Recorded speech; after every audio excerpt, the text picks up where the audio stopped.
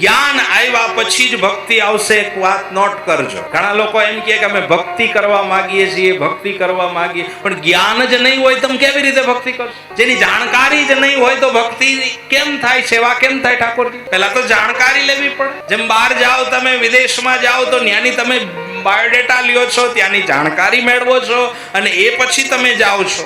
એમ શાસ્ત્રોની જાણકારી મેળવો, જ્ઞાન મેળવો અને પછી ભક્તિ કરવું એ સુલભ બનશે. આપણે એ તો ઈ કથા માધ્યમ છે જાણકારી મેળવવા, શાસ્ત્ર માધ્યમ છે. એમાંય તમે ઘણી વખત ઘરે ભાગવત વાંચતા હશો તો ઘરે ભાગવત વાંચતા હોય તો ત્યારે અમુક મુદ્દાઓ એવા આવતા હોય કે જે તમને ના સમજાય, તો એને સમજવા માટે શું કરવાનું?